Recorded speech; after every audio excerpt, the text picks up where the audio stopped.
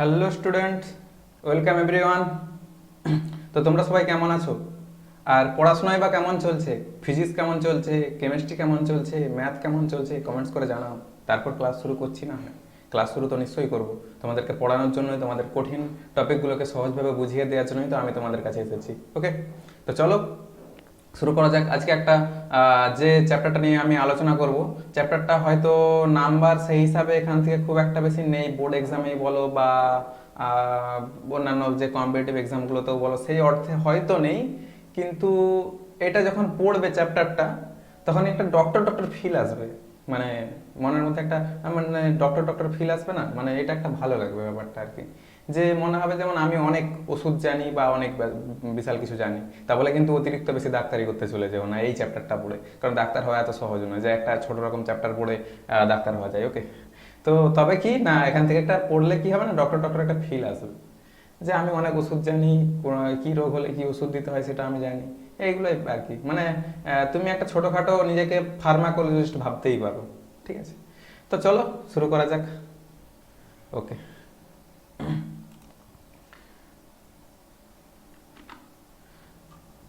তো চ্যাপ্টারটা শুরু করব তার আগে একটু রোড ম্যাপটা দেখে নিই।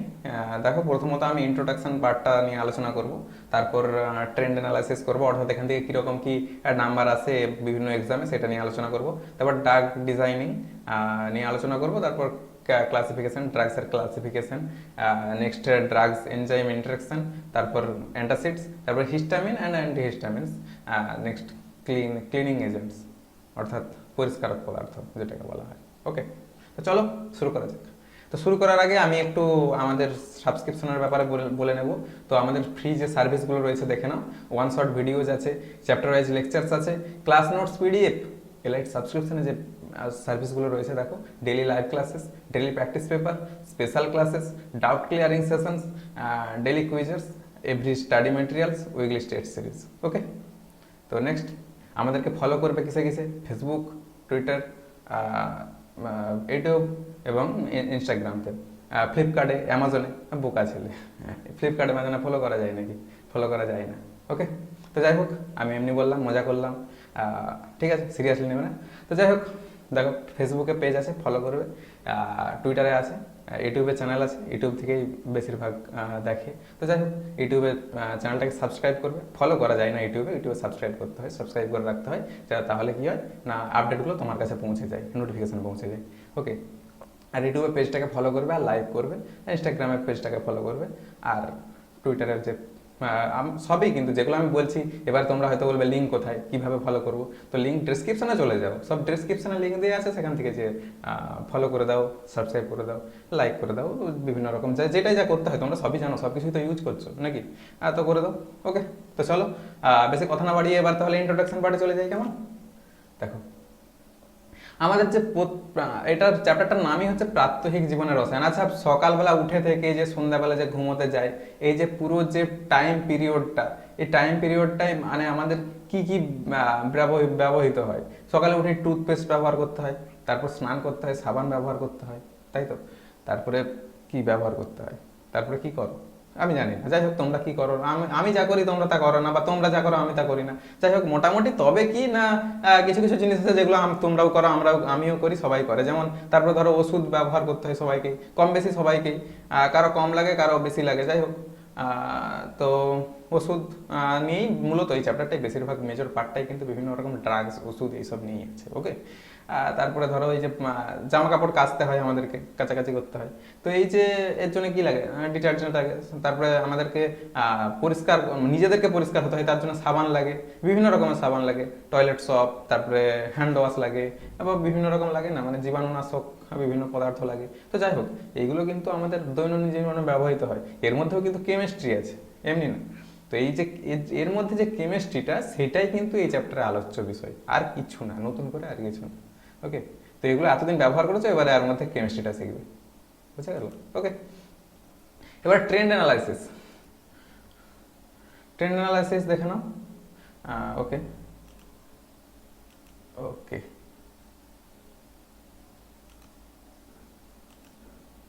ওকে, তো এখান থেকে দেখো, যে বোর্ড এক্সাম, ওয়েস্ট বেঙ্গলের যে বোর্ড এক্সাম, সেখানে 3 নম্বরের একটা কোশ্চেন আছে, সরি 3 নম্বরের কোশ্চেন মানে কোশ্চেন 3টা আছে, টোটাল মার্কস 2 থাকে।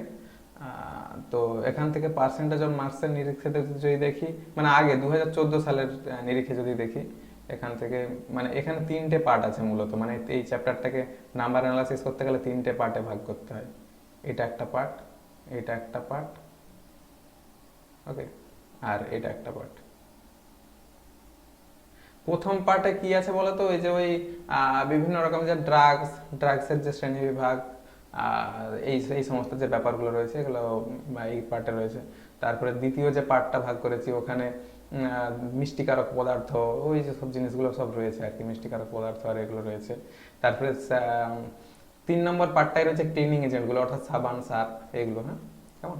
ওকে, তো চলো প্রথম যে অংশটা, ওখান থেকে WBCHS এসিতে প্রথমে আসতো এরকম 2014-তে প্রায় পার্সেন্টেজের নিরিখে 2.5% পুরো নাম্বারের এই পার্টটা থেকে কিন্তু আসতো। তারপর নাম্বার অফ কোশ্চেন দুটো, 2015-তে কিন্তু কোনো কোশ্চেন আসেনি এখান থেকে। তারপরে 2016-তে 2টো কোশ্চেন 2 নম্বর আসছিল। তারপরে এটা মার্কসটা একটু বেড়েছিল, নাম্বারটা একটু বেড়েছিল। তারপরে 2017-তে সেই অর্থে খুব একটা নাম্বার আসেনি। তারপর 2018-তে সেই অর্থ খুব একটা নয় এই নাম্বারটা। ওকে, তবুও পড়াশোনা করতে হবে, কারণ এইটা পড়লে কি বলেছি প্রথমেই ডক্টর ফিল আসবে, কেমন? তো চল, WBJEতে কিন্তু এখান থেকে প্রথমের দিকগুলো থেকে, মানে 2014, 15, 16 এই যে জায়গাটা, এখান থেকে কিন্তু কোনো কোশ্চেন আসেনি। তারপর 2016-তে কোশ্চেন আসছিল, তারপর 2017-তে, 2018-তে কোনো কোশ্চেন আসেনি। সুতরাং প্রথমের দিকটা যদি আমরা লক্ষ্য করি, সেই অর্থে কিন্তু মানে WBJEতে কোশ্চেন কিন্তু আসে না বললেই চলে। তো এখানে কিন্তু WBJEর জন্য খুব একটা বেশি পড়াশোনা করার বা পরিশ্রম দেওয়ার দরকার নেই বলেই আমার মনে হয়। ওকে, তবুও কিন্তু পড়াশোনা করতে হবে, জানতে প্রবলেম কোথায়, শিখতে প্রবলেম কোথায়। ওকে, তো JEE মেন্সে থাকে একটা কোশ্চেন থাকে 4 নম্বর, তো পার্সেন্টেজের নিরিখে অনেকটাই। তো এটা 2015-তেই আসলো, তারপরে কিন্তু কোনো এখান থেকে কোনো কোশ্চেনের কোনো দেখাই নেই। ওকে, তো চলো তারপরে নিটে দেখো প্রথম কোনো কোশ্চেনই আসতো না নিটে। তারপরে আস্তে আস্তে 2016-17-তে আসছিল, তারপর 2018-তে আসেনি। তো এখান থেকে যদি দেখি সেই হিসাবে 2 বছর ছাড়া ছাড়া কোশ্চেন আসে।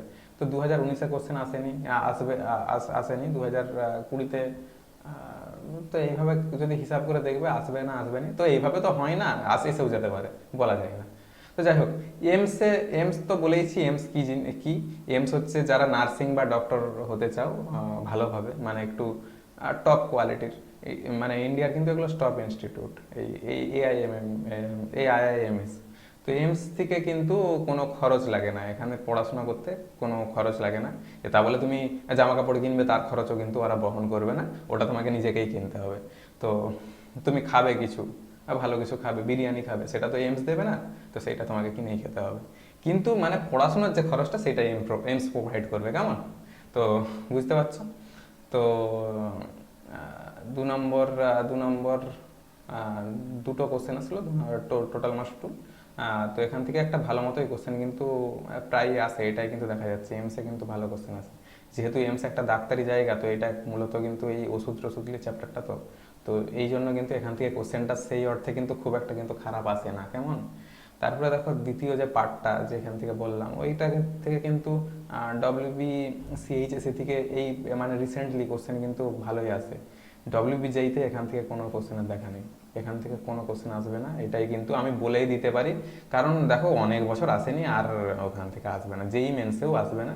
তো এগুলো সব ইঞ্জিনিয়ারিং জায়গা, তো এখানে এই ওষুধ টষুধ নিয়ে কী হবে। যাই হোক, ব্যাপারটা ওইরকম কিছু নেই, ব্যাপার যদিও মানে ওই রকম দেখে তো সব কিছু হয় না, আমি মজা করে বললাম। ওকে, তো নিট থেকে প্রথমে কোশ্চেন এসেছিল, তারপরে আর কোনো কোশ্চেনের দেখা হয়নি এই অংশটা থেকে। আর AIIMS এমসে তো, এমসটা যদিও একটা মেডিকেলের জায়গা, কিন্তু তাও কিন্তু এই জায়গাটা দিয়ে কোনো কোশ্চেন কিন্তু আসেই না, কোনো দিনই কোনো আসেনি। ভবিষ্যতে আসবে কিনা বলতে পারবো না, যাই হোক আসলেও আসতে পারে, না বলে দিতে পারবো না, আসলেও আসতে পারে। যেহেতু দেখো সিলেবাসে আছে, সেহেতু দিলেও দিতে পারে, দেওয়াটা তো তার অধিকার আছে না, তো পড়ে রাখতে হবে তোমাকে, আর খুব একটা না পড়লেও পড়ে রাখতে হবে, কেমন? তারপর WBCHSC থেকে 2018-তেই কোনো কোশ্চেন আসে না, তবে আসে এখান থেকে কোশ্চেন WBCHSC-তে, অর্থাৎ বোর্ড এক্সামে কিন্তু ভালো মতোই আসে, এসে যায়, ওটা ব্যাপার না। কিন্তু WBJEE-তে, সুতরাং WBJEE-র জন্য যেটা দেখছি যে এখান থেকে কিন্তু খুব একটা বেশি পরিশ্রম করার কোনো দরকারই নেই। ওকে, যেই মেন্সেও খুব একটা দরকার নেই, মাঝে মধ্যে কোশ্চেন দিয়ে দেয়, তারপরে নিটে এখান থেকে কোনো কোশ্চেন আসে না, বেকার। তারপরে AIMMS, মানে AIIMS এমসেও এখান থেকে কোনো কোশ্চেন কিন্তু আসে না। ওকে, তো বোঝা গেল এখান থেকে নাম্বার ট্রেন্ড অ্যানালাইসিসটা। তো এখানে যদি নাম্বারের দিক থেকে দেখি, খুব একটা কিন্তু নাম্বার পাওয়া যায় না। ওকে, কিন্তু এখান থেকে আগেই বলেছি এটা পড়লে কি হয় না, ডক্টর ফিল আসবে। তো এই ফিলিংসটাই অনেক, তাই না? ফিলিংসটাই অনেক কিছু, ফিলিংসটাই কজনের আছে, তাই না? ফিলিংসই মানে জীবনের অনেক কিছু প্রভাব পড়ে, তাই তো, প্রভাব ফেলে আর কি জীবনে। তো যাই হোক, নেক্সট দেখো ড্রাগ ডিজাইনিংটা দেখে নাও। তো ওকে, তো ড্রাগ টার্গেট আর হচ্ছে ড্রাগ মেটাবলিজম। তো ড্রাগ টার্গেট কোনগুলোকে বলা হচ্ছে দেখো,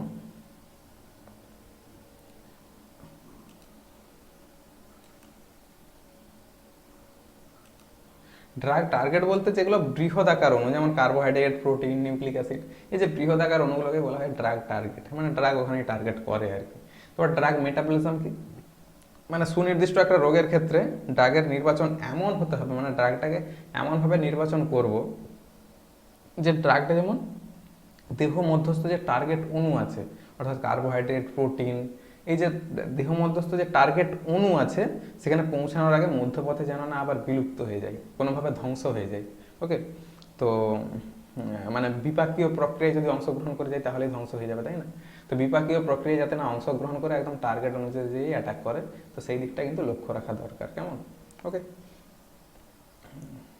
আবার কাঙ্ক্ষিত লক্ষ্যে পৌঁছানোর পরে যেমন না কোনো অংশের ক্ষতি না করে আবার দেহ অংশে পৌঁছে গেল, টার্গেটে পৌঁছে গেল, তারপরে টার্গেটে যা কাজ করার করলো, তারপরে আবার কি করলো না, দেহের ক্ষতি করে দিল, সেইটাও কিন্তু হওয়া চলবে না।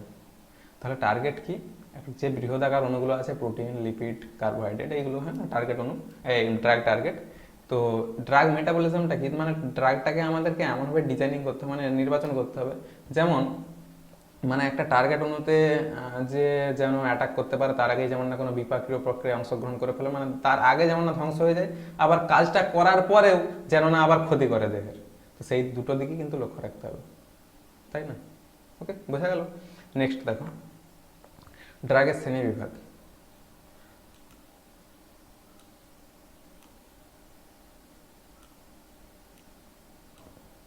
ড্রাগের শ্রেণী বিভাগ, ওকে,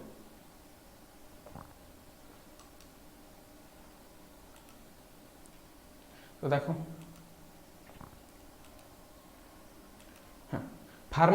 ফার্মাকোলজিক্যাল প্রভাব, ফার্মাকোলজিক্যাল প্রভাব, অর্থাৎ এই যে এই পদ্ধতিতে, এগুলো হচ্ছে পদ্ধতি, মানে শ্রেণীবিভাগ করার পদ্ধতি। মানে ড্রাগকে ফার্মাকোলজিক্যাল প্রভাবের উপর ভিত্তি করে শ্রেণীবিভাগ করা যায়, আবার রাসায়নিক গঠনের উপর ভিত্তি করে শ্রেণীবিভাগ করা যায়, আবার ড্রাগের যে বিভিন্ন ক্রিয়া আছে তার উপর ভিত্তি করেও কিন্তু শ্রেণীবিভাগ করা যায়। তারপর আণবিক লক্ষ্যবস্তু অর্থাৎ টার্গেট অনুযায়ী ক্রিয়ার উপরেও কিন্তু শ্রেণীবিভাগ করা যায়, বোঝা গেছে? তো ফার্মাকোলজিক্যাল প্রভাবের উপর যে শ্রেণীবিভাগটা হয় সেগুলোর গুরুত্ব কি, মানে এই যে অ্যানালজেসিক এই এই প্রভাবের উপর ভিত্তি করে একটা শ্রেণীবিভাগ, মানে ড্রাগের তার মধ্যে অ্যানালজেসিক একটা গুরুত্বপূর্ণ। তো অ্যানালজেসিক কি, মানে ব্যথা কমায়। এই ফার্মাকোলজিক্যাল প্রভাবের উপর ভিত্তি করে যে শ্রেণীবিভাগগুলো রয়েছে সেগুলো কি করে, মানে ব্যথা কমায়। তারপরে ধরো অ্যান্টিবায়োটিক, যেগুলো অ্যান্টিবায়োটিকগুলো কি করে, মাইক্রো অর্গানিজম অর্থাৎ জীবাণুর বৃদ্ধিকে প্রতিহত করে, অর্থাৎ শরীরে হয়তো মানে ক্ষতিকারক জীবাণুগুলো বাড়তে থাকছে, সেগুলোর বৃদ্ধিকে প্রভাবিত করে। ওকে, মানে প্রতিহত করে, প্রভাবিত করে না, প্রতিহত করে, মানে থামিয়ে দেয় বৃদ্ধিটাকে। তো বোঝা গেল, এইটা হচ্ছে ফার্মাকোলজিক্যাল প্রভাবের উপর ভিত্তি করে যে ড্রাগসগুলো, সেগুলোর আমি সেইগুলো সম্বন্ধে বললাম। এবার রাসায়নিক গঠন দেখো, রাসায়নিক গঠনের উপর ভিত্তি করে যে ড্রাগসগুলো হয়, এইগুলো বেশিরভাগই হচ্ছে সালফোনামাইড যৌগের, এই মানে হ্যাঁ, সমস্ত সালফানামাইড যে যৌগ এই রাসায়নিক গঠনের উপর, তাহলে এর মধ্যে কি বললাম, অ্যানালজেসিক, এগুলোর মধ্যে কি বলছি, সালফোনামাইড সালফোনামাইড সালফোনামাইড সালফোনামাইড এই যে এগুলো কি সালফোনামাইড যৌগের অ্যান্টিব্যাকটেরিয়াল ধর্ম, অ্যান্টিব্যাকটেরিয়াল ধর্ম কিন্তু এদের মধ্যে থাকে। ওকে, তারপর ড্রাগের ক্রিয়ার উপর ভিত্তি করে কি মানে জৈব রাসায়নিক প্রক্রিয়ার উপর ড্রাগের যে ক্রিয়া তার উপর ভিত্তি করে শ্রেণীবিভাগ করা হয়েছে। এগুলো কি অ্যান্টিহিস্টামিন আর হিস্টামিন রোধক, হিস্টামিনের ক্রিয়া প্রতিরোধ করে সহজে শরীরে অ্যালার্জি নিয়ন্ত্রণ করে। হিস্টামিন কি, হিস্টামিন কিন্তু অ্যালার্জি সৃষ্টি করে। আর তার জন্য কি দরকার, অ্যান্টিহিস্টামিন, তাই না? হিস্টামিনকে প্রতিহত করতে দরকার অ্যান্টিহিস্টামিন। কেমন? যেমন অ্যান্টিভাইরাস, যেমন ভাইরাসকে যদি ধ্বংস করতে হয় অ্যান্টিভাইরাস লাগে, সেরকম হিস্টামিনকে প্রতিরোধ করতে হলেও অ্যান্টিহিস্টামিন দরকার। তো হিস্টামিনকে প্রতিহত করার জন্য যে অ্যান্টিহিস্টামিন, সেটা কিন্তু এই ড্রাগসগুলো কিন্তু তৈরি করতে পারে। কেমন? দিয়ে অ্যালার্জি নিয়ন্ত্রণ করে। এবারে হিস্টামিন কি সেটা নিয়ে আমি পরে আলোচনায় আসছি। হিস্টামিন কি করে বলতো, মানে এই যে শরীরের যে ভেসেলগুলো আছে, অর্থাৎ রক্ত জালকগুলো রয়েছে, তার যে নলগুলো, নালিকাগুলো, সেগুলোকে প্রসারিত করে দেয়। কেমন? এই প্রসারিত করে দেয়। তার ফলে কিন্তু অ্যালার্জির মানে ওর যে প্রদাহ, ওই যে ওইগুলো মানে গাত্রে, ফুসফুসের গাত্রে, সেগুলো কিন্তু বেড়ে যায় প্রচুর পরিমাণে। যাই হোক, এটা নিয়ে আমি পরে একটু আলোচনা করছি। তো এখানে এটা বলার বিষয় নয়, আমি একটু পরেই আলোচনা করছি। তোমরা ধৈর্য ধরে ভিডিওটা দেখো না, আমি তো ভিডিওটা এখনই শেষ করে দিচ্ছি না, নাকি? ওকে, তো চলো। তো দেখো, আণবিক লক্ষ্যবস্তু, আণবিক লক্ষ্যবস্তু যেমনটা মানে টার্গেট যে মলিকুলটা আছে, মলিকুল, সেখানে কি করে না একটি সাধারণ গঠনাকৃতির হয়, একটা সাধারণ গঠনাকৃতি, তাদের প্রত্যেকটির একটা নির্দিষ্ট টার্গেট অনুসারে প্রায় একই কৌশলে আন্তঃক্রিয়ায় লিপ্ত হয়। এই যে শ্রেণীবিভাগটা, এটা মেডিসিনাল কেমিস্ট, যারা কেমিস্ট, যেমন আমিও কেমিস্ট না, আমি কেমিস্ট বলবো না নিজেকে, আমি আজ কেমিস্ট্রির টিচার, জাস্ট টিচার আর কি, মানে যতটা যা জানি তোমাদের শেখানোর চেষ্টা করি আর কি। তো ঠিক আছে, তো নিজের নিয়ে কমপ্লিমেন্ট আমি নিজে দেবো না, তোমরাই দেবে কমপ্লিমেন্ট, তাই তো? তোমাদের কেমন লাগছে না লাগছে আমাকে তো কমেন্টস করে জানাও, কেমন? তো ঠিক আছে, তো যাই হোক, তো যারা মেডিসিনাল কেমিস্ট, যাদের মেডিসিনটা ভালো লাগে এই কেমিস্ট্রির মধ্যে, যেমন ফার্মাকোলজিক্যাল কেমিস্ট্রি একটা কিন্তু কেমিস্ট্রির একটা বড় পার্ট, যারা ওইটা নিয়ে পড়াশোনা করছে, যারা এই কেমিস্ট্রির মধ্যে মেডিসিন পার্টটাকে নিয়ে বেশি পড়াশোনা করছে, হ্যাঁ, তারা মেডিসিনাল কেমিস্ট বলে, হ্যাঁ, কেমিস্ট তারা। তো তাদের কাছে সবচেয়ে কিন্তু গুরুত্বপূর্ণ এই আণবিক লক্ষ্যবস্তুর উপর ভিত্তি করে যে ড্রাগসগুলো শ্রেণীবিভাগ হয়েছে, সেগুলো কিন্তু তাদের কাছে খুব গুরুত্বপূর্ণ। ওকে, ঠিক আছে, তো চলো। তো দেখো, ড্রাগ এনজাইম মিথস্ক্রিয়াটা, ড্রাগ এনজাইম মিথস্ক্রিয়া কীরকম হয়, এখানে দেখুন যে সাবস্ট্রেট এনজাইমকে দুইভাবে আটকে দেয়। কেমন? মানে এনজাইমের যে অ্যাক্টিভ সাইট, সাবস্ট্রেট এনজাইমকে আটকে দেবে। তো সাবস্ট্রেটের যে এনজাইমের যে অ্যাক্টিভ সাইট, সেটা কি করে, অ্যাক্টিভ সাইটকে হয় মানে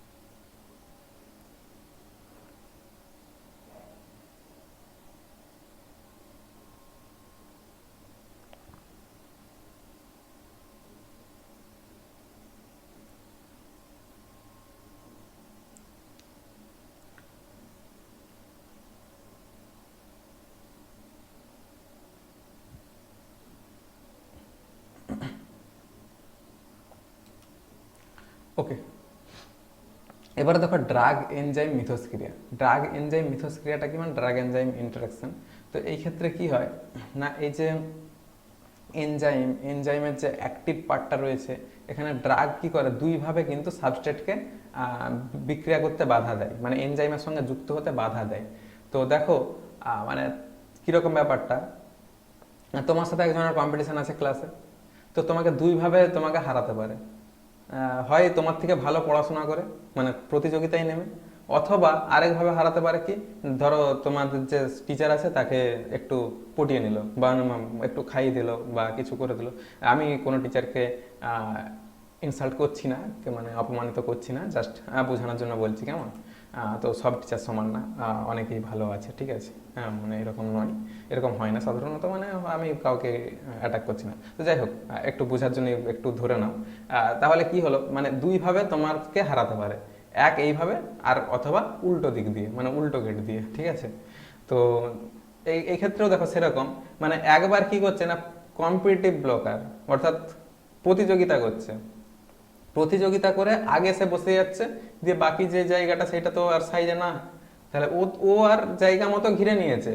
মানে ওই যে ওই ড্রাগটা ওই সাবস্ট্রেটের আগেই এসে গেছে, সাবস্ট্রেটটা তো পরে আসছে।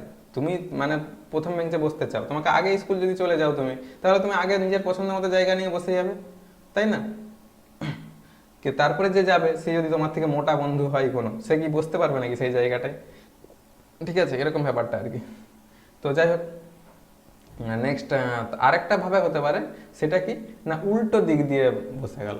উল্টো দিক দিয়ে যে ওই যে এনজাইমটার আকৃতিটাকেই বদলে দিল, সেরকমটা একটা হয়। ধরো মানে এরকম হয় যে তুমি যেই বেঞ্চটায় বসতে, যে জায়গাটায় তুমি বসতে পছন্দ করো, সেই জায়গাটায় কিছু ধুলোবালি মিশিয়ে দিল, তোমার বন্ধু ধুলোবালি রেখে দিল, কারণ বা নোংরা করে দিল, তুমি সেই জায়গাটায় বসতে পারলে না। মানে অন্য দিক দিয়েও তোমাকে কিন্তু, মানে সে নিজেও বসলো না, ওই জায়গাটায় বসলো না, অন্য জায়গায় বসলো, কিন্তু তোমাকেও বসতে দিল না, এরকম ব্যাপারটা হয়ে যায় আর কি। তো এখানেও দেখো একবার কিরকম হচ্ছে না, ড্রাগসটা আগে এসে বসে যাচ্ছে, ওই মানে এনজাইম এসে যুক্ত হয়ে যাচ্ছে, দিয়ে কি করে দিচ্ছে, ব্লক করে দিচ্ছে ওই মানে সাবস্ট্রেটের জায়গাটা রিয়াকশন হওয়ার যে জায়গাটা, সেই জায়গাটাকে ব্লক ব্লক করে দিচ্ছে। আরেকবার উল্টো দিক থেকে এসে আকৃতিটাকে বদলে দিচ্ছে, তো সেই জায়গায়ও কিন্তু সাবস্ট্রেট যুক্ত হতে পারছে না। কেমন বোঝা গেল? তো দুইভাবে কিন্তু এই ইন্টারাকশনটা হয়, বোঝা গেছে?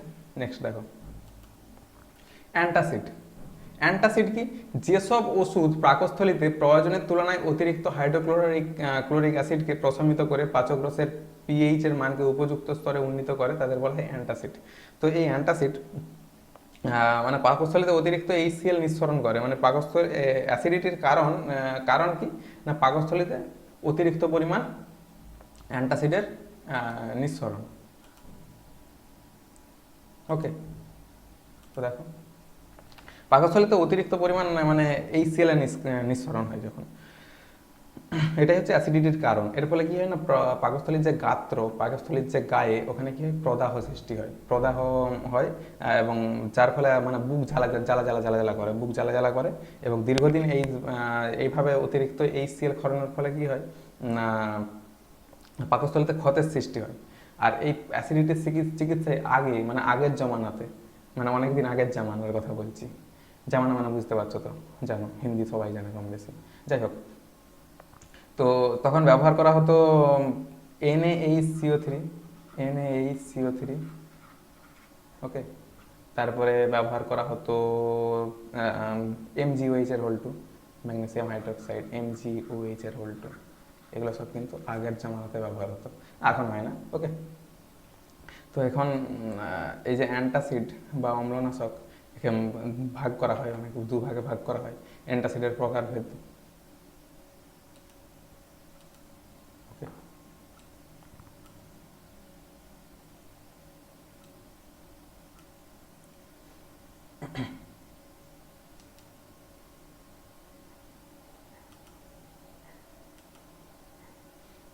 দেখো, ওকে।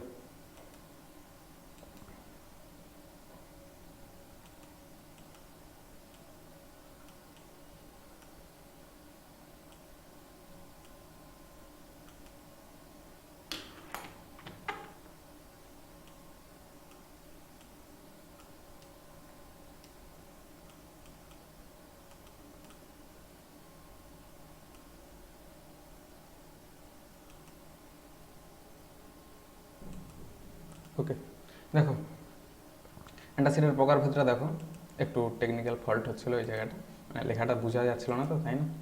তো যাই হোক, দেখো সিস্টেমিক অ্যান্টাসিড কোনগুলো, যেগুলো একটা নির্দিষ্ট ওয়েতে, অর্থাৎ নির্দিষ্ট একটা মানে সিস্টেমে, মানে জলে দ্রাব্য অ্যান্টাসিড, যে এই অ্যান্টাসিডগুলো কিন্তু জলে দ্রাব্য। জলে দ্রাব্য অ্যান্টাসিডগুলো কি করে না, পাচক রস জাতীয় মানে অ্যান্টাসিড, মানে কি ওই অ্যান্টাসিড দেহে সহজে শোষিত হয়ে যায়। দেহে শোষিত হয়ে যে কি করে না, বিশেষ নিয়মে কাজ করে, একটা নির্দিষ্ট ওয়েতে কাজ করে। নির্দিষ্ট ওয়েতে কাজ করে দেহের যে অ্যাসিড ও ক্ষারের যে ভারসাম্য, অ্যাসিড ক্ষারের ভারসাম্যটাকে ঠিক করে, এগুলোকে বলা হয় সিস্টেমিক অ্যান্টাসিড। আর নন সিস্টেমিক কোনগুলো, যেগুলো কোনো নির্দিষ্ট কোনো ওয়েতে কিন্তু ক্রিয়া করে না, মানে যেসব অ্যান্টাসিড জলে কিন্তু, এগুলো জলে খুব কম পরিমাণ দ্রাব্য, শোষিত এবং বিশেষ নিয়মে কিন্তু ক্রিয়াশীল হয় না, এবং অ্যাসিড ক্ষারের ভারসাম্য সঠিকভাবে বজায় থাকে না এই জায়গাটায়। তো এইগুলোকে বলা হয় নন সিস্টেমিক অ্যান্টাসিড। এবার এক্সাম্পল যদি দিই বুঝতে পারবেন। দেখো সিস্টেমিক অ্যান্টাসিডের example, sodium bicarbonate, sodium bicarbonate, sodium bicarbonate, bicarbonate, bicarbonate, sodium bicarbonate, তারপরে sodium citrate, sodium, sodium citrate, citrate. Okay, এগুলো সব কিন্তু সিস্টেমিক অ্যান্টাসিড। নন সিস্টেমিক অ্যান্টাসিডগুলো দেখো, এমজিওএইচ এর হোল টু, এমজিওএইচ এর হোল টু, তারপরে এজিওএইচ এর হোল টু, এজি বলছি এল, এএলওএইচ এর হোল টু, এএলওএইচ এর হোল টু, এগুলো সব নন সিস্টেমিক অ্যান্টাসিডের এক্সাম্পল। তারপর দেখো হাইপার অ্যাসিডিটির চিকিৎসা। হাইপার অ্যাসিডিটি, হাইপার অ্যাসিডিটা কি দেখো না, হিস্টামিন নামক একটা রাসায়নিক পদার্থ ফুসফুস, এই পাকস্থলীতে কি কি উৎসেচকগুলো থাকে, পেপসিন থাকে, তাই না, পেপসিন থাকে, তারপরে HCl তো হয় খরিত, HCl হাইড্রোক্লোরিক অ্যাসিড খরিত হয়।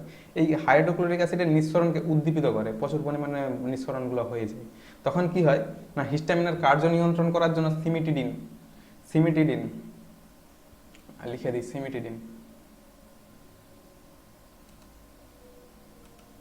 ওকে, cimetidine, cimetidine, cimetidine, cimetidine use করা হয়, ব্যবহার করা হয়। সিমিটিডিন এটাকে টেগামেট, এটাও বলে, টেগামেটও বলে। আর এই ড্রাগটা ডিজাইন করা হয় এই চিকিৎসার জন্য, হাইপার অ্যাসিডিটির চিকিৎসার জন্য। তারপরে কি হয় না, এই পাকস্থলীর গাত্রে উপস্থিত যে রিসেপ্টরগুলো রয়েছে, হিস্টামিনের আন্তঃক্রিয়াকে, মানে আন্তঃক্রিয়া বন্ধ করে, মানে পাকস্থলীর যে HCl নিঃসরণ ওটাকে কম করে দেয়, একটু HCl নিঃসরণটাকে একটু কমিয়ে দেয়।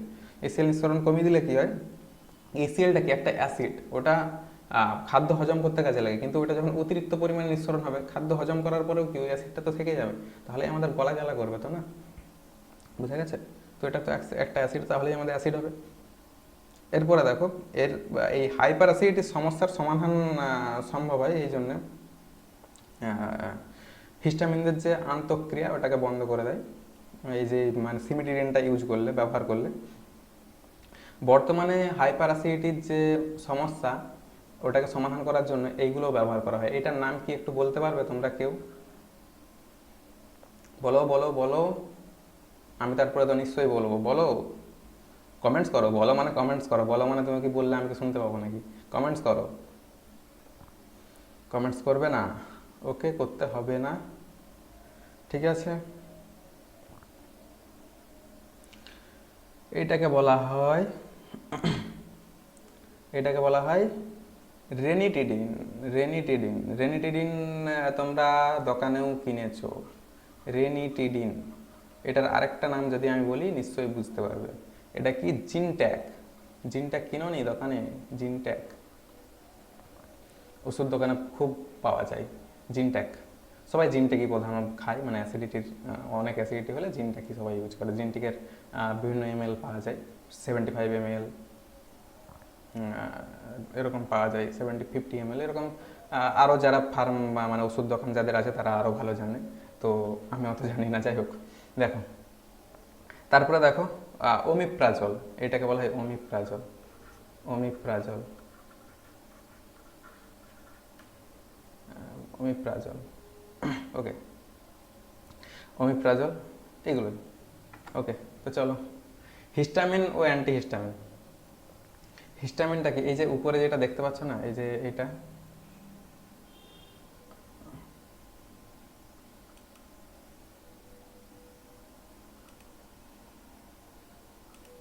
এই যে এটা হচ্ছে হিস্টামিন। হিস্টামিন, এটা হচ্ছে হিস্টামিন, এটা হিস্টামিন। এই হিস্টামিন কি করে, একটা মানে এটা হচ্ছে নালিকা প্রসারক। মানে নল যে আছে না আমাদের শরীরের মধ্যে, তো অনেক নল আছে, হ্যাঁ পাইপস, নল, নালিকা আছে। নল বলবে না, নালিকা বলবে, কেমন একটা শুনতে ভালো লাগার একটা ব্যাপার আছে তো, মানে একটা গদা বাংলা না, মানে শুনতে ভালো লাগে না, নালিকা বলবে। তো এই নালিকাগুলোকে বাড়ি দেয়, প্রসারিত করে, এরকম করে দেয়, বুড়ো করে দেয় পুরো। তো হিস্টামিনের কাজ হচ্ছে এইটি। মানে এটা কি ভালো কথা নাকি? মানে এই যে নালিকাগুলোকে যদি প্রচুর পরিমাণে বাড়ি দেয়, তাহলে আমাদের মধ্যে মানে শরীরের তো রক্তচাপ তো কমে যাবে, প্রেশার তো কমে যাবে, সেটা তো একটা কথাই। তারপরে এবং শ্বাসনালী ও পৌষ্টিক নালী, এইগুলোর মসৃণ পেশিগুলোকে সংকুচিত করে। মানে শ্বাসনালী এবং পৌষ্টিক নালীর যে নালীগুলো আছে, সেগুলোর মানে মানে সংকুচিত করে দেয় এই যে মসৃণ যে পেশিগুলো রয়েছে, কেমন। তার ফলে কী হয় না, দেয়ালের যে পেশিগুলো রয়েছে, ওই যে নালিকার যে দেওয়ালে, এই যে দেওয়ালে যে পেশিগুলো রয়েছে, পেশিগুলো কী হয়ে যাবে, শিথিল হয়ে যাবে একদম। ফলে কী হয়ে যাবে, হিস্টামিন দ্বারা অ্যালার্জি সৃষ্টি হবে। অ্যালার্জি মানে কোনো বিভিন্ন মানুষের বিভিন্ন কিছুতে অ্যালার্জি থাকে, কেমন। তো অ্যালার্জি সৃষ্টি হবে। তো যাই হোক, এই হচ্ছে ব্যাপার। তাহলে হিস্টামিন হচ্ছে এই জিনিসটা, এইটা হচ্ছে হিস্টামিন। এবার ক্ষতিকারক প্রভাব তো বললামই, মানে ক্ষতিকারক প্রভাব বলতে কী কী রোগ হয় এবার জেনে নাও। মানে হিস্টামিন যদি বেশি পরিমাণে প্রভাব সৃষ্টি করে আমাদের শরীরে, তাহলে হচ্ছে র্যাশ, বিভিন্ন ওই যে গালে টালে র্যাশ হয় না, ওই র্যাশগুলো সৃষ্টি হয়ে থাকবে। তারপরে ধরো হাঁপানি, শ্বাসকষ্ট, আমবাত জাতীয় যে সমস্যাগুলো, সেগুলো কিন্তু প্রচুর পরিমাণে দেখা যাবে, কেমন। তো হিস্টামিনকে যখন সায়স্তা করতে কী দরকার, অ্যান্টিহিস্টামিন, তাই না। হিস্টামিনকে সায়স্তা করতে দরকার অ্যান্টিহিস্টামিন। হিস্টামিন কত কী করবে করুক না, তার জন্য তো অ্যান্টিহিস্টামিন রয়েছে, অ্যান্টিহিস্টামিনকে দরকার। হিস্টামিনকে সায়স্তা করতে দরকার অ্যান্টিহিস্টামিন। ওকে, তো চলো, এই যে এটা দেখতে পাচ্ছ, এটার নাম কি বলতে পারবে একটু প্লিজ? কেউ কেউ বলতে পারবে এটার নামটা? এটার নাম ব্রোমো, হ্যাঁ ব্রোমোফেনিরামিন। ব্রোমোফেনিরামিন এটাকেই বলা হয়, মানে প্রচলিত নাম হচ্ছে ডিমোটাপ। মানে ওষুধ হিসাবে দোকানে যদি ডিমোটাপ বলো পাওয়া যাবে, ডিমোটাপ, এটাকে বলা হয় ডিমোটাপ, কেমন। আর এটার রাসায়নিক নাম কি? রাসায়নিক নাম হচ্ছে ব্রোমোফেনিরামিন। ব্রোমো ব্রোমোফেনিরামিন, ফেনিরামিন নয়, ফেনিরামিন, ফেনিরামিন, ব্রোমোফেনিরামিন। ওকে, তো চল নেক্সট দেখো, এই যে এটা দেখতে পাচ্ছ, এটার নাম কি বলতে পারবে কেউ? এটার নাম হচ্ছে সেলডেন। সেলডেন, আর রাসায়নিক নাম হচ্ছে টারফেনাডাইন। টারফেনাডাইন, টারফেনাডাইন, টারফেনাডাইন। আর প্রচলিত নাম কি, মানে দোকানে কি বললে পাবে? সেলডেন, সেলডেন, সেলডেন। ওকে, তো চলো, আচ্ছা এই যে যে ওষুধগুলো বললাম, এই যে ডিমোটাপ বলো, সেলডেন বলো, এগুলো এই যে অ্যান্টিহিস্টামিনগুলো, এগুলো কী কী কাজে লাগে, মানে প্রয়োগ কোথায় কোথায় হয়? সর্দি কাশি, গলা ব্যথা, এই যে উপসর্গগুলো যখন দেখা যাবে, তখন এগুলো ব্যবহার করা যেতে পারে।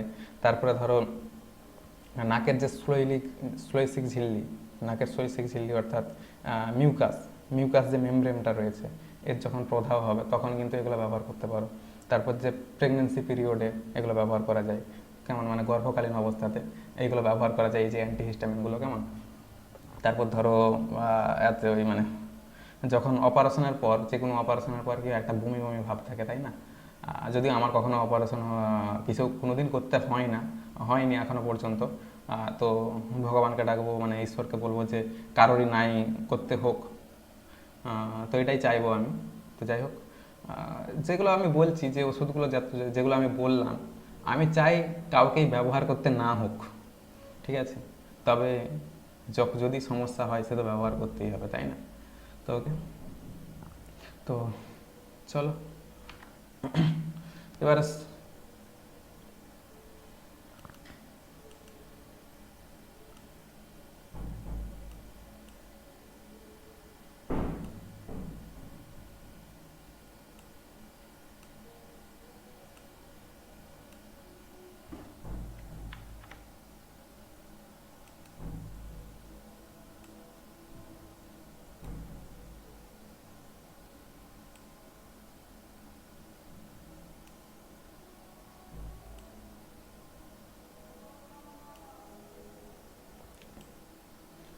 এই লেখাটাকে একটু সাইজ করে নিই, হ্যাঁ কেমন? ওকে,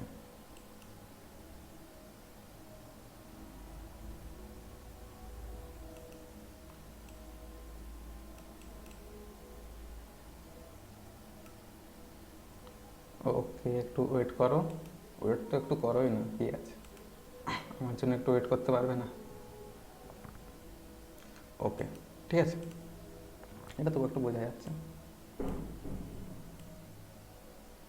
স্নায়ুতান্ত্রিক সক্রিয় ড্রাগ।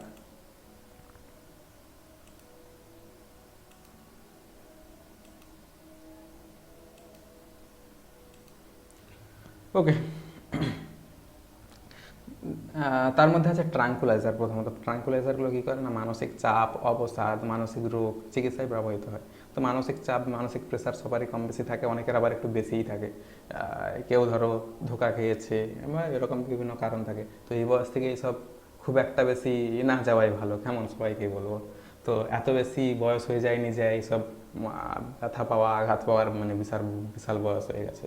তো মানসিক চাপ, এই দিক থেকে অবসাদ, এগুলো কিন্তু মানে নিজের থেকে ক্রিয়েট করার কোনো দরকার নেই। ওকে, তো অনেক বয়স পড়ে আছে, জীবনটা কিন্তু এতটা সহজ নয়, এতটা সংকীর্ণ নয়, জীবনটা অনেক বড়। ওকে, তো চলো, ট্রাঙ্কুলাইজার মানসিক চাপ, অবসাদ, মানসিক রোগের চিকিৎসায় ব্যবহৃত হয় এই ট্রাঙ্কুলাইজার।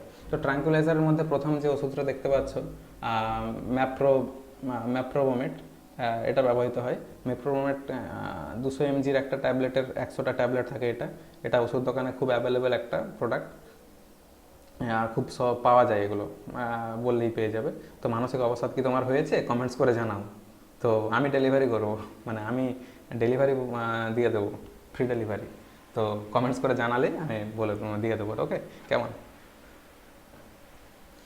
যাই হোক, আসলে দেবো না, এমনি বললাম। ওকে, চলো, দেখো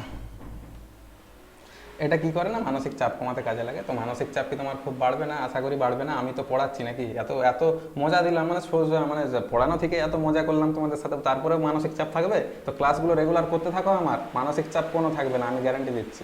ওকে, তো ক্লাসগুলো রেগুলার করবে, আমি ঠিক করে দেবো। এই ক্লাস করলেই তোমার মানসিক চাপ অটোমেটিক ঠিক হয়ে যাবে, এই ম্যাপ্রোবোমেটের কোনো দরকার নেই। ওকে, তো চলো নেক্সট যে ওষুধটা বলবো, তারপরে যে ওষুধটা দেখো, ওটা একটা কোম্পানির নাম লেখা আছে, কিন্তু ওইটা ওই রকম দেখতে ক্যাপসুলগুলো পাওয়া যায়। তো এই ক্যাপসুলটা 20 mg আছে। এই ক্যাপসুলটার নাম হচ্ছে সেরোটোনিন। সেরোটোনিন, এটা ইউজ করতে পারো। এটা অবসাদগ্রস্ত, অসুস্থতা দূর করার জন্য এটা লাগে। তো সবই অবসাদ, এই ট্রাঙ্কুলাইজার মূলত তো অবসাদ, এই মানসিক চাপ, এইসবের জন্যই তো। ঠিক আছে, তো চলো,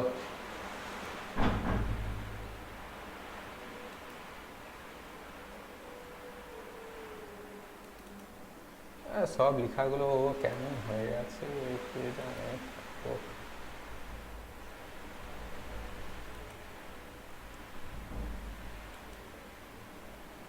ওকে, যাই হোক, বুঝতে পারছো, এটা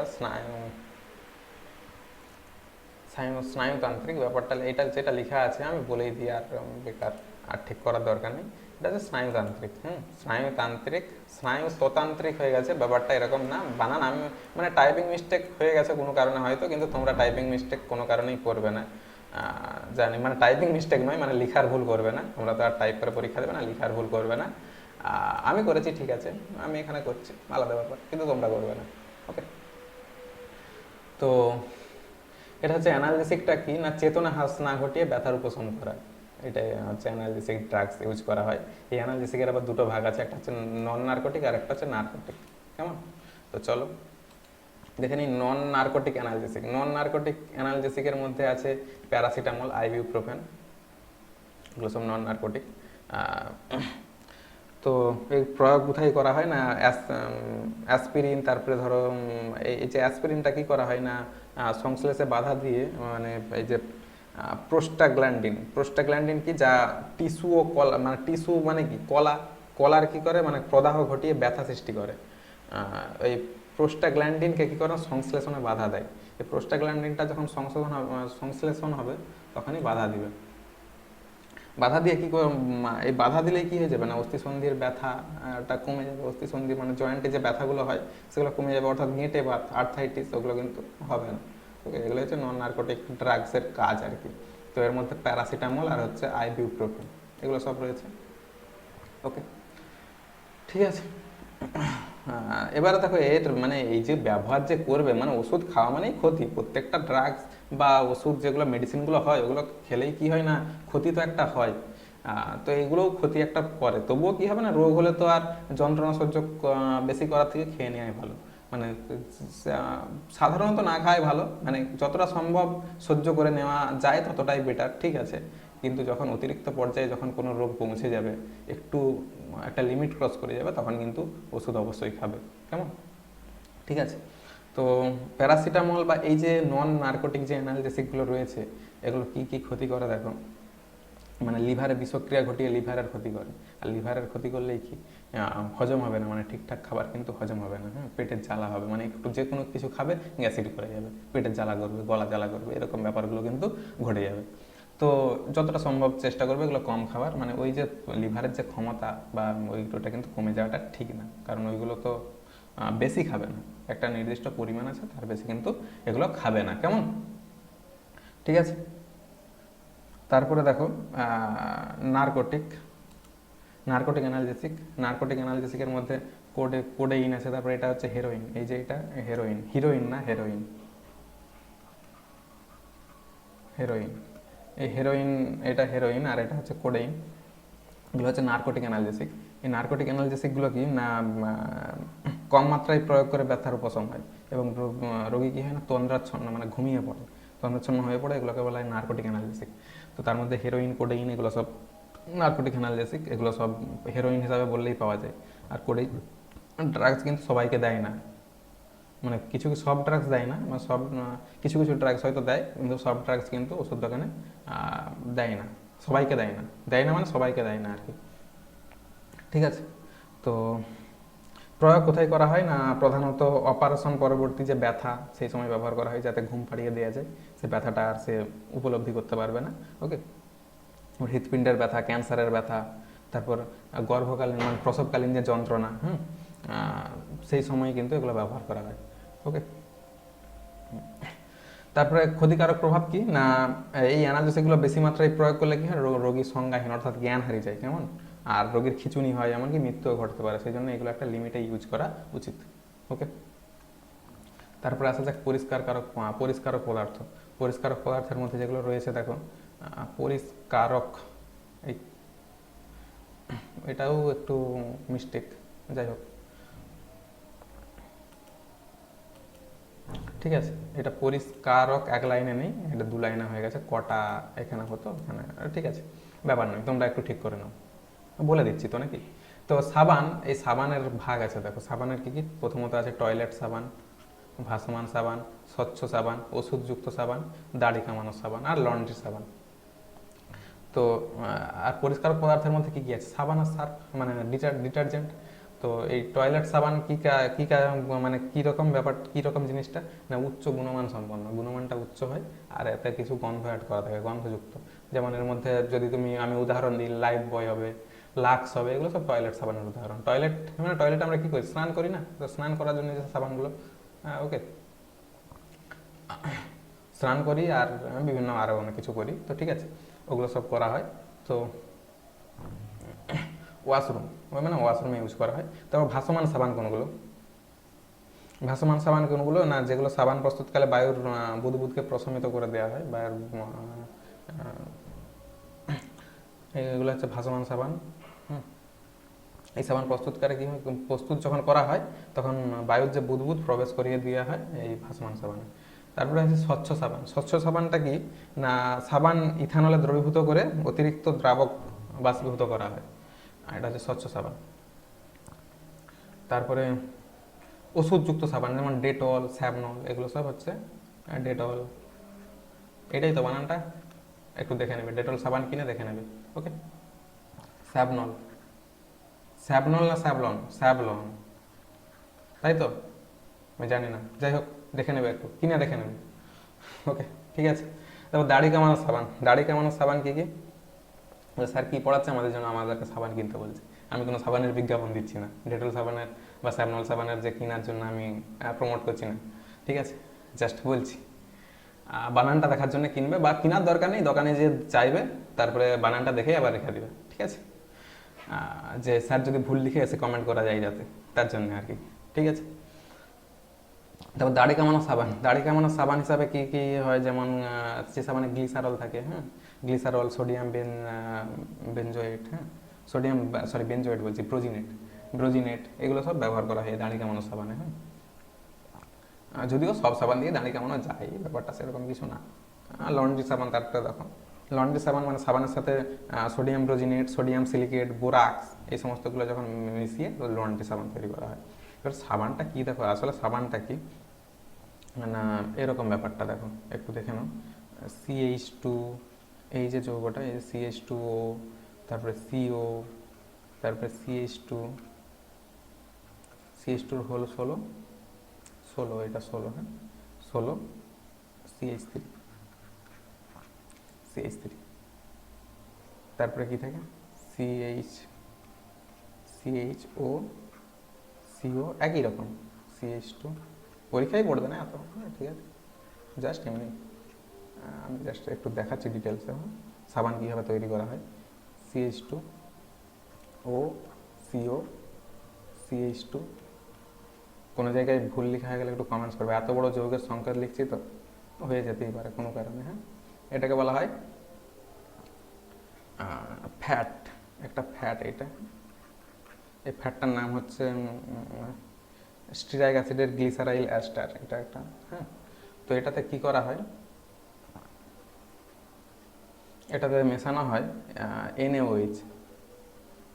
NaOH দিয়ে হিট করা হয়। সোডিয়াম হাইড্রোক্সাইড দিয়ে হিট করলে কি হয়ে যায়, সোডিয়াম হাইড্রোক্সাইড দিয়ে হিট করলে হয় হচ্ছে 3CH3,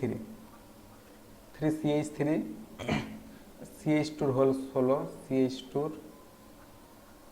হোল 16, আর COO Na, কেমন, এটা হয়, আর হচ্ছে এটা হয় গ্লিসারল, এটার নাম মনে রাখবে, গ্লিসারল, CH2OH, তারপরে CHOH, হ্যাঁ, CHOH, আবার CH2OH, এটা গ্লিসারল OH, ওকে। এটাকে বলা হয় সাবান, এটাই সাবানের যে রাসায়নিক নাম যদি বলি সোডিয়াম স্টিয়ারেট, এটাই সোডিয়াম স্টিয়ারেট, এটাই হচ্ছে সাবান, ওকে। তো একটা ফ্যাটকে যখন NaOH, একটা ক্ষার, এই NaOH একটা ক্ষার, যখন তাপ দেওয়া হয় তখন এই সোডিয়াম স্টিয়ারেট আর হচ্ছে গ্লিসারল উৎপন্ন হয়, এটাই হচ্ছে সাবান এইভাবে তৈরি করা হয়, এই রাসায়নিক বিক্রিয়ার সাহায্যে তৈরি করা হয়, কেমন, ওকে। এবার আসা যাক ডিটারজেন্ট। ডিটারজেন্ট আর সাবান একই রকমই জিনিস, মানে কার্যপ্রণালীটা একই, মানে কাজ যেভাবে করে একইভাবেই কাজ করে। আর যদি আমরা দেখি যে ডিটারজেন্টের মধ্যে তফাৎ, সেই অর্থে কিছু নেই, কিন্তু সেই অর্থে তেমন কিছু মানে তফাৎ নেই, একই রকমই কাজ, ওকে। তো এর 3টে ভাগ আছে, অ্যানায়নিক ডিটারজেন্ট, ক্যাটায়নিক ডিটারজেন্ট, আর অআয়নিক ডিটারজেন্ট, ঠিক আছে। তো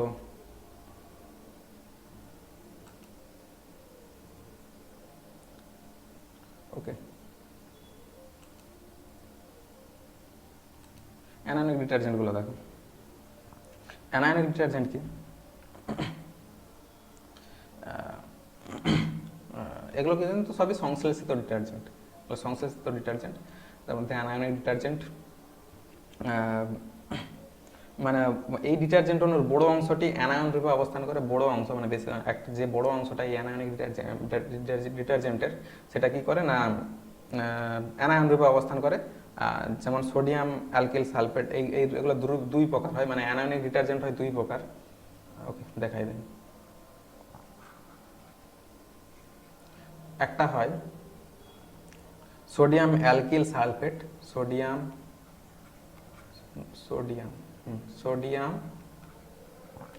অ্যালকিল সালফেট,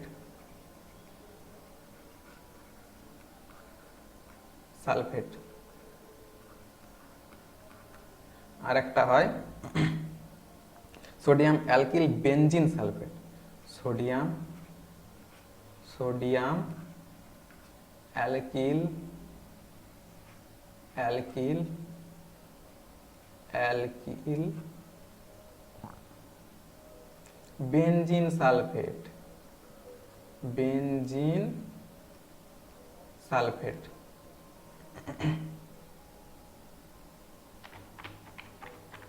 সালফেট, তাহলে সোডিয়াম অ্যালকিল সালফেট আর সোডিয়াম অ্যালকিল বেনজিন সালফেট দু ধরনের হয়। আর কিছু এক্সাম্পল দিয়ে দিই। Sodium lauric sulphate, sodium lauric sulphate, sodium lauric সালফেটের সালফেটের সংকেত আমি আঁকছি না, আমি লিখে দিচ্ছি, সংকেত পরীক্ষায় পড়বে না বা বই থেকে দেখে নেবে, গুগল সার্চ করে দেখে নেবে। Sodium lauric sulphate, lauric, lorry নয় লরিক, হ্যাঁ লরিক সালফেট, সালফেট। তারপরে সোডিয়াম স্টিয়ারিল সালফেট, একই সবই, এই যে লরিকের জায়গায় স্টিয়ারিল হবে, হ্যাঁ স্টিয়ারিল সালফেট, সালফেট। এগুলো সব অ্যানায়নিক ডিটারজেন্টের এক্সাম্পল। এগুলো কিসে ব্যবহার করা হয় না, গৃহস্থলীর কাজে এবং টুথপেস্ট বানাতে এই ডিটারজেন্টগুলো ব্যবহার করা হয়। বলছিলাম না সকালে উঠেই প্রথমে টুথপেস্ট ব্যবহার করি, তার মধ্যেও কেমিস্ট্রি রয়েছে, তো কেমিস্ট্রিটা বুঝতে পারলে এবারে। তারপরে কি করি, স্নান করি, দাঁত মাজার পর স্নান করি, হ্যাঁ অনেকে করে, যাই হোক আমিও করি, মাঝে মধ্যে করি, যাই হোক ঠিক আছে, যাই হোক যে যা করে করে। তো বোঝা গেল কেমিস্ট্রিটা মানে দৈনন্দিন এই যে প্রাত্যহিক জীবনের যে রসায়ন চ্যাপ্টারটার নাম বোঝা গেল নিশ্চয়ই, মানে প্রাত্যহিক জীবনের সাথে রিলেট করতে পারছো তো, ঠিক আছে। এবারে দেখো যার বড় অংশটা ক্যাটায়ন হিসাবে অবস্থান করে সেগুলো কি ক্যাটায়নিক ডিটারজেন্ট। এই ক্যাটায়নিক ডিটারজেন্টের এগুলো বলা হয় ইনভার্ট সব। ক্যাটায়নিক ডিটারজেন্ট দিয়ে যে দূরীকরণ করার যে ক্রিয়া সম্পন্ন হয় এটা বলা হয় ইনভার্ট সব, ঠিক আছে। তো অনেকে হেয়ার কন্ডিশনার ব্যবহার করো না, মানে শ্যাম্পু করার পরে যে হেয়ার কন্ডিশনার, চুলে যে একটা মেখে সিল্কি সিল্কি একটু লাগে না, চুলগুলো সিল্কি সিল্কি লাগে, আমার চুলগুলো কি সিল্কি সিল্কি লাগছে একটু, কেমন কমেন্টস করে জানাও না, যাই হোক যদিও হ্যাঁ লাগছে, হয়তো লাগছে, দেখো না একটু ভালো করে, ঠিক আছে, আমাকেও একটু দেখো, আমি পড়াচ্ছি এত, পড়াগুলো দেখছো, আমাকেও একটু দেখো না কি আছে, সমস্যার কি আছে, কিছুই নেই, ঠিক আছে, ওটা দেখার দরকার নেই, এমনি বললাম। যাই হোক ক্যাটায়নিক ডিটারজেন্ট, ক্যাটায়নিক ডিটারজেন্টের যদি আমি কন্ডিশনার ইউজ করে এসিনি আজকে, যাই হোক কন্ডিশনারে কী ব্যবহার করা হয়, cetyl trimethyl ammonium bromide, cetyl অনেক বড় নাম, কি করে যে লিখি, cetyl,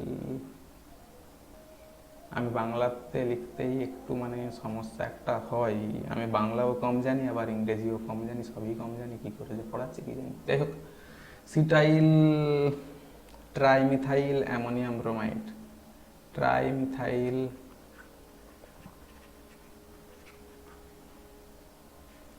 ammonium bromide, ammonium bromide, ammonium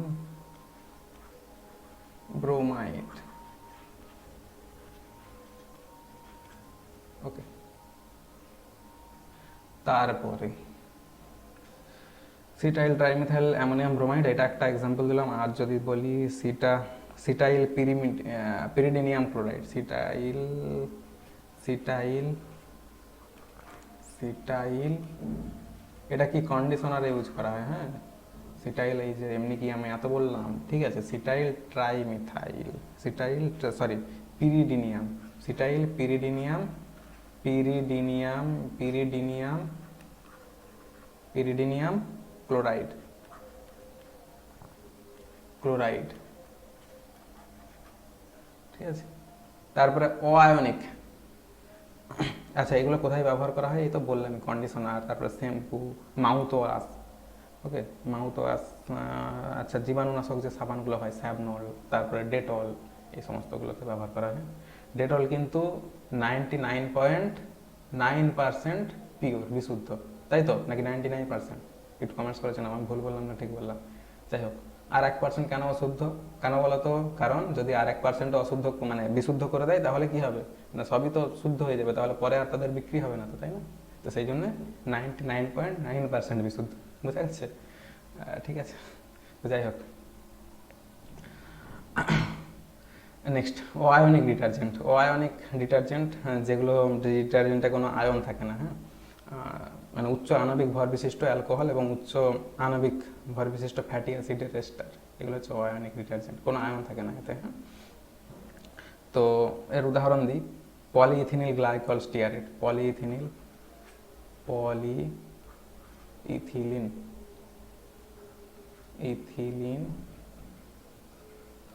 glycol stearate. আমার হাতের লেখা একটু খারাপ, হ্যাঁ, কিছু মনে করো না। হ্যাঁ, ঠিক আছে। তারপরে দেখো পেপটাইরিথ্রিটন মনোস্টিয়ার, ওকে, কত বড় বড় নাম দেখছো।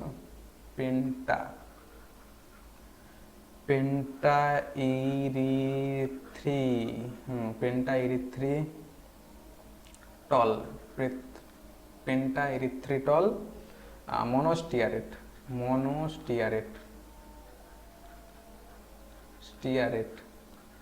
এগুলো সব অআয়নিক ডিটারজেন্টের এক্সাম্পল। হ্যাঁ, এগুলো বাসন মাজার কাজে ব্যবহৃত হয় আর জামা কাপড় কাচার কাজে, মানে জামা কাপড় কাচার কাজে এগুলো লাগেনি। এই অয়ানিকগুলো মূলত এই থালা বাসন মাজার ক্ষেত্রেই ব্যবহার হয়। হ্যাঁ, তো ঠিক আছে। এর মধ্যে যেমন ধরি যদি ওই যে ওই ভীম, তারপরে ধরো স্পার্কল, এগুলো যে আছে না, এইসব ব্র্যান্ডগুলো নতুন উঠেছে, তো এইগুলো আর কি এর এক্সাম্পল। ওকে, তো বুঝে গেল পুরো পড়াটাই আশা করি।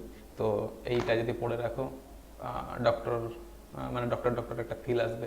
আমি ডক্টর নই যদিও, কিন্তু আমি চাই আমার স্টুডেন্টরা প্রত্যেকেই ডক্টর হোক। প্রত্যেকেই ডক্টর হলে আবার সমস্যা আছে, প্রত্যেকে না হোক, অন্তত কিছুজন হোক। প্রত্যেকে যদি ডক্টর হয়ে যায় তাহলে রোগ পেশেন্ট হবে কে, তাই না? সবাই যদি ডক্টর হয়ে যায়, কে কার চিকিৎসা করবে? এটা একটা সমস্যা হয়ে যাবে, তাই না? তো সবাই ডক্টর হয়ে লাভ নেই, বিভিন্ন জন বিভিন্ন পেশাতে যাবে। আর যে যেই পেশাতেই যাও, সততার সাথে কাজ করে যাবে, তাহলেই তুমি দেশের জন্য কাজ করছো এবং তুমি উন্নতি নিশ্চয়ই করতে পারবে। সততা এবং পরিশ্রমই তোমার সাফল্যের চাবিকাঠি। সে তোমার পদ যাই হোক না কেন, ঠিক আছে, যে আমাকে সাফল্যের জন্য ডক্টরই হতে হবে, সাফল্যের জন্য টিচার হতে হবে, এমন কোনো মানে নেই। তোমার যেটা ভালো লাগে, যা ভালো লাগে তাই করো এবং সেই লক্ষ্যে তুমি এগিয়ে যাও। ওকে, ঠিক আছে। Thanks for watching. সবাইকেই মানে পুরো ভিডিওটা দেখার জন্য অবশ্যই ধন্যবাদ। এবং ভিডিওটা যদি ভালো লেগে থাকে লাইক করবে, এবং যেগুলো যা আমি জিজ্ঞাসা করলাম এবং কোনো ডাউটস থাকলে নিজেদেরও কমেন্টস করে জানাও। এবং বন্ধু বান্ধবদের মধ্যে ভিডিওটা প্রচুর পরিমাণে শেয়ার করো, যাতে তোমার অন্যান্য বন্ধুরা উপকৃত হয় এবং হাসতে পারে। হ্যাঁ, শুধু হাসলেই হবে না, পড়াশোনাও করতে হবে। আমাকে পুরোটা কিন্তু মজার ভেবে নাও না, কিছুটা সিরিয়াসলিও নেবে। ওকে, ঠিক আছে। তারপরে চ্যানেলটা অবশ্যই সাবস্ক্রাইব করবে, যাতে পরবর্তী আপডেটগুলো তোমার কাছে পৌঁছে যায়।